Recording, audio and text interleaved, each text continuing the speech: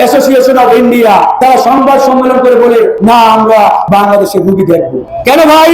কারণ তাদের চেম্বার গুলোতে, হাসপাতাল গুলোতে লাল বাতি জ্বলে উঠেছে, রোগী পায় না।